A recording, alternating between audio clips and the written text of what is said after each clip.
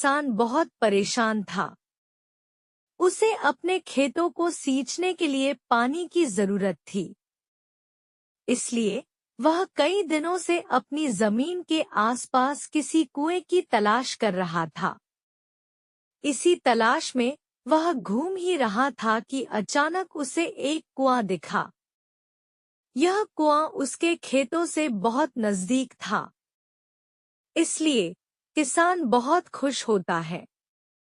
उसने सोचा कि अब उसकी परेशानी खत्म हो गई है। यह सोचकर वह खुशी खुशी घर चला गया। अगले दिन वह पानी लेने कुएं पर पहुंचा। जैसे ही उसने कुएं के नजदीक रखी बाल्टी कुएं में डाली, वहां एक आदमी आ धमका। वह किसान से बोला, यह कुआं मेरा है, तुम इससे पानी नहीं ले सकते। अगर तुम इस कुएं से पानी लेना चाहते हो, तो तुम्हें इस कुएं को खरीदना होगा। यह बात सुनकर किसान कुछ देर रुका और फिर मन ही मन सोचने लगा कि अगर मैं इस कुएं को खरीद लूं, तो मुझे कभी पानी की कमी नहीं होगी और न ही मुझे पानी के लिए इधर-उधर भटकना पड़ेगा। फिर क्या था, दोनों के बीच एक राशि तय हुई। किसान के पास उतने पैसे तो थे नहीं, लेकिन वह यह मौका छोड़ना नहीं चाहता था। इसलिए किसान ने उस आदमी को अगले दिन वह रकम देने का वादा किया और घर की ओर चल दिया। किसान के लिए कुआं खरीदने का यह अच्छा मौका था, इसलिए वह इस काम में जरा भी देर नहीं करना चाहता था।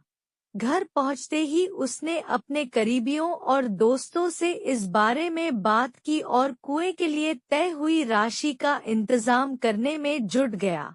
थोड़ी भागदौड़ और कोशिश के बाद आखिरकार उसने वह रकम जमा कर ली। अब वह पूरी तरह से निश्चिंत हो चुका था कि उसे कुआं खरीदने से कोई नहीं रोक सकता। जमा किए हुए पैसों को लेकर वह फिर घर चल दिया। उसे बड़ी बेसब्री से इंतजार था कि कब रात खत्म होगा और वह कुआं खरीदने जाएगा। इसी सोच में वह पूरी रात सो नहीं सका। अगले दिन सुबह होते ही वह कुआं खरीदने निकल पड़ा। उस आदमी के घर पहुंचकर किसान ने उसके हाथ पर पैसे रखे और कुएं को खरीद लिया। अब तो कुआं किसान का हो गया था, तो फिर उसने पानी निकालने में देर नहीं की।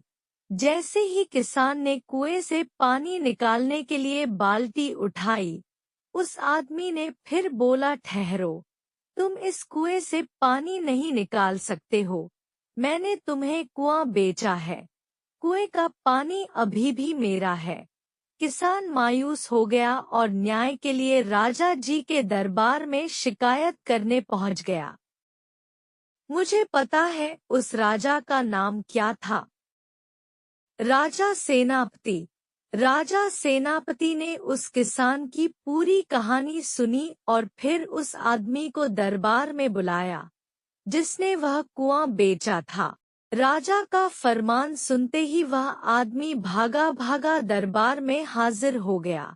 राजा ने उससे पूछा, जब तुमने इस किसान को अपना कुआं बेच दिया, तो फिर इसे पानी क्यों नहीं लेने दे रहे हो? आदमी बोला, महाराज, मैंने इसे केवल कुआं बेचा था, पानी नहीं।